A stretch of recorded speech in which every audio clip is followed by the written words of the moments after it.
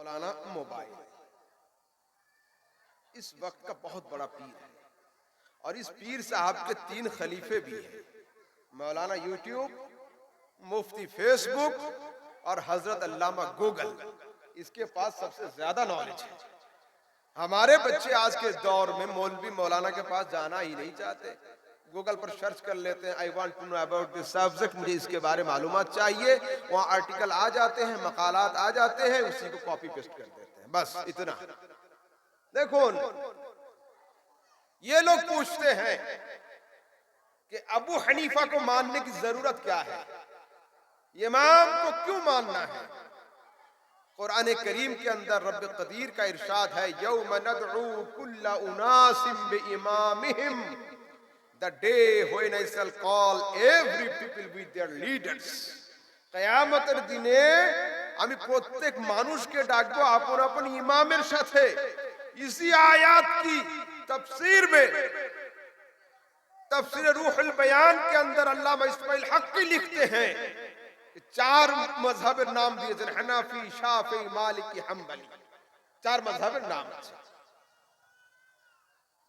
एक जगह जुमार नमाज पढ़ाते गई थी, जुमे के लिए एक जगह गया मैं, नमाज पढ़ा दिया। नमाज के बाद देखा कि एक शख्स जो है यहां से लेकर हाथ को यहां बांध रहा है। भाई यहां बांधने की दुनिया के अंदर कहीं कोई हदीस नहीं है, हत्ता के फौका सदर सीने पर बांधने पर भी इख्तिलाफ एतराज है। उस हदीस को औरतों के हक में हम सेट करते हैं, नाफ के ऊपर नाफ के नीचे, इसी पर इख्तिलाफ है। यहां हाथ रखने की कोई हदीस दुनिया में नहीं है, शर्त गर्ब नहीं है, नहीं है। 2025 को अगर यहाँ का हाथ यहाँ तक पहुंच जाए, मेरे ख्याल में 2030 तक ये हाथ यहाँ चला जाएगा, यहाँ से लेकर यहाँ। इतिहास तक अबू दाऊद के अंदर रिवायत नहीं है। हजरत अली कर्रमल्लाहु वजहल करीम फरमाते हैं, इन्ना मिनस सुन्नति वदउल कफ अलल कफ तहत सर्रा। रसूलेर सुन्नत हलो बाम हाथेर ऊपर डान हाथ दिए नाभिर नीचे রাখা। ইমাম আযম এই হাদিসটাকে কবুল করেছেন, এই হাদিসকে লিখেছেন সিহাসিতের রিওয়ায়াত। মসজিদে এখন যুবকরা যাচ্ছে নামাজ পড়তে নঙ্গা সর, না टोपी, ना इमामा, ना रुमाल, ना कुछ खाली सर। अल्लाह अकबर। क्यों? रायगंज मेडिकल कॉलेज আছে না, রায়গঞ্জ, হ্যাঁ, একদিন জুমার নামাজ পড়ছিলাম মসজিদে। জুমার নামাজের পরে সালাম ফিরিয়ে দেখছি আমার আগে পিছনে 2-4 জন ছেলে, ওরা খালি মাথায় নামাজ পড়লো। দোয়ার সময় হাত এইভাবে রাখলো, দোয়াতে হাত তুললো না। আমি সালাম ফিরিয়ে দোয়া করে জিজ্ঞেস করলাম, बाबू टोपी कोई? बोले हजरत जल्दबाजी में आ गए, टोपी लगाना भूल गए। मैंने कहा ठीक है, जल्दबाजी में आप थे, नमाज छूट रही थी, टोपी नहीं लगा पाए, मगर अभी कौन सी ट्रेन छूट रही थी कि दुआ के वक्त तुमने हाथ नहीं उठाया, ये तो बताओ। तो बोलते ना हुजूर, हम लोग अहले हदीस है, दुआ नहीं करते। और बांग्लादेश का एक मौलवी है, उसका नाम है अब्दुल रज़्ज़ाक बिन यूसुफ। वो कहते हैं कि दुनिया में एक ही फिरका जन्नत में जाएगा और उस फिरके का नाम है अहले हदीस।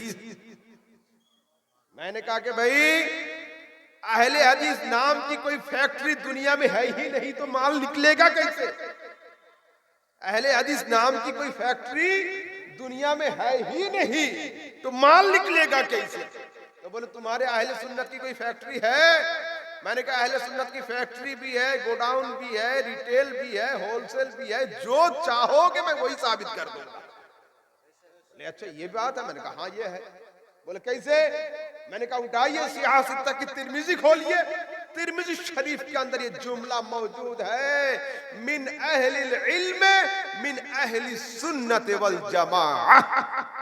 ये अहलुस सुन्नत वल जमाअह हदीस का टुकड़ा है, ये तिरमिजी के अंदर मौजूद है, मगर अहले हदीस नाम की कोई फैक्ट्री दुनिया में है ही नहीं, शर्क तक गर्ब कोई बंदा साबित नहीं कर सकता। अब आइए, जब कोई नई चीज लॉन्च होती है तो उसके हाईलाइट के लिए बड़े आदमी के हाथ में वो चीज पकड़ा दी जाती है कि आप थोड़ा दिखा दीजिए, यूट्यूब पर ऐड कर दीजिए तो ये चीज वायरल हो जाए, लोगों तक चीज पहुंच जाए। तो अहले सुन्नत रसूल के जमाने का प्रोडक्ट है, इसको हाईलाइट किसने किया? मैंने कहा इसका हाईलाइट रसूल के नवासे इमाम हुसैन ने करबला की सरजमी पर कर दिया। बोले कोई सबूत है? मैंने कहा हाँ, मौलवी अहमद रजा समदानी रिवायत के बगैर बात करता ही नहीं है। उठाइए किताब अल कामिल फी तारीख, पढ़िए। हजरत इमाम हुसैन अपनी जिंदगी के आखिरी खुतबे में फरमाया, अवलम यबलुकुम कौलुन मुस्तफीद, क्या तुम्हारे कानों तक मेरे नाना की वो अजीम बातें नहीं पहुंची? काल अली वले अखी हसन, जो मेरे रसूल ने मेरे बारे और मेरे बड़े भाई हजरत हसन के बारे फरमाया, अंतुमा सय्यदा शबाब अहलिल जन्नह व कुर्रतु ऐनी अहली सुन्नत वल जमाअह। ऐ हसन और हुसैन, तुम दोनों जन्नती जवानों के सरदार हो और अहले सुन्नत की आंखों के तारे हो। ये अल-कामिल के अंदर है। अब चलते हैं अहले हदीस के घर में। उनकी लाइब्रेरी में तो ये किताब नहीं मिलेगी, मगर मैं बताता हूं, चलिए। दुनिया के अंदर उनके सबसे बड़े मौलवी का नाम है मौलाना इब्न तैमिया। क्या नाम है? मौलाना इब्न तैमिया।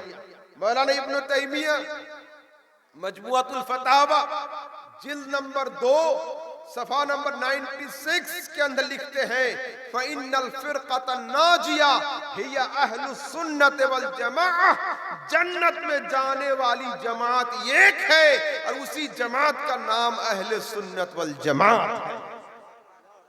ये कहाँ लिखा? किसने लिखा? अहले हदीस के जो सबसे बड़े मौलवी मौलाना इब्न तैमिया ने लिखा। अब आइए, तुम्हारे इमाम, हमारे इमाम आला हजरत सरकार लिखते हैं, अहले सुन्नत का है बेड़ा पार, अहले सुन्नत का है बेड़ा पार, असहाबे हुजूर नज्म है और नाव है, इतरत रसूलुल्लाह की। अरे उन्हें जाना, उन्हें माना, ना रखा गैर से काम, लिल्लाहिल हम्द में दुनिया से मुसलमान गया। ये अहले सुन्नत की तारीफ, ये है अहले सुन्नत। अब आइए मैं आपको चंद बातें भी बताऊं। एतक्षण कलेक्शन होलो ना, होलो तो कलेक्शन। हाँ, तो कुछ लोग जिंदों की तरफ से भी दिए, कुछ लोग मुर्दों की तरफ से भी दिए। अब अहले हदीस भाइयों का कहना है कि जो मर गया वो खत्म हो गया, उसकी तरफ से अब देना नहीं चाहिए, उसकी तरफ से अब नहीं दिया जाएगा। मैं कहता हूं जरा हदीस का मुताला करिए और हदीस पढ़िए, सुन लीजिए। ওদের যুক্তি হলো এই, ওদের দাবি হলো এই যে মরে গেলে বেতন, চাকরি শেষ হলে বেতন বন্ধ হয়ে যায়, চাকরি শেষ হয়ে গেলে বেতন বন্ধ হয়ে যায়, তাহলে মরে গেল মানে বেতন শেষ। আমি বললাম ঠিক, মরে গেলে বেতন শেষ এটা তোমার জানা আছে, চাকরি শেষ হলে বেতন বন্ধ তোমার জানা আছে, কিন্তু পেনশন চালু হয়ে যায় এটা আমার জানা আছে। পেনশন আছে না নেই? আছে।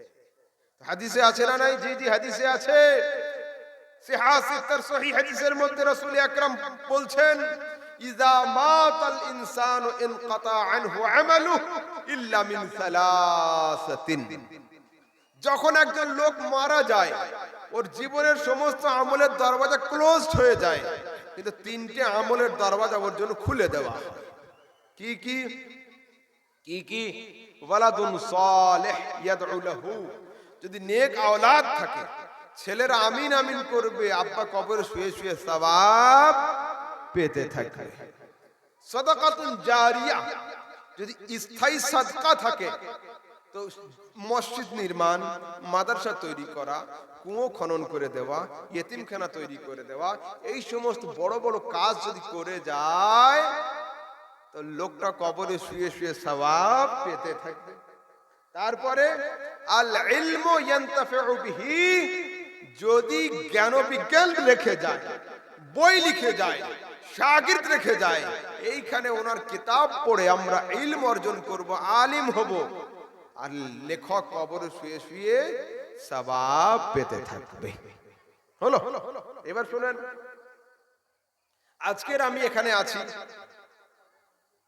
আগামী কালকের যদি কেউ আমার বাড়িতে যায়, তো কেউ বললো যে হযরতের জন্য একটা পেন নিয়ে যাও গিফট, কেউ বললো একটা ফল নিয়ে যাও গিফট, কিন্তু যেদিন আমার মরণ খবর আসবে আপনাদের এখানে, সেদিন কি কেউ গিফট কিনবে না? গিফট হবে বন্ধ। কিন্তু রাসূল বলছেন না, লোকটা যতদিন হায়াতে থাকবে তোমার ইচ্ছা মতো গিফট দাও, আর লোকটা যেদিন মরে যাবে গিফট দেওয়া বন্ধ করো না, লোকটার জন্য হাত তুলে জান্নাতের দোয়া করো। रसूल अकरम सल्लल्लाहु अलैहि वसल्लम हदीस के अंदर फरमाते हैं, उम्मती उम्मतुम मरहूमा तदखुलु कुबूरहा बिज़ुनूब। अरे আমার উম্মত হলো নাজাত প্রাপ্ত উম্মত, এরা কবরে যাবে পাপের পাহাড় নিয়ে, কবর থেকে উঠে দাঁড়াবে, লা যুনুবান লাহুম, এদের কোনো পাপ থাকবে না। সাহাবায়ে কেরাম জিজ্ঞাসা করছে, ইয়া রাসূলুল্লাহ, ইন্তেকালের পরে না নামাজ, না রোজা, না হজ, না যাকাত, so how to possible it, কি করে সম্ভব এটা? রাসূল বলছেন, বে ইস্তিগফারিল মুমিনিন, মুমিন ভাইদের আমিন আমিন করার বরকতে আল্লাহ ওর পাপকে ক্ষমা করে দিবেন। হলো?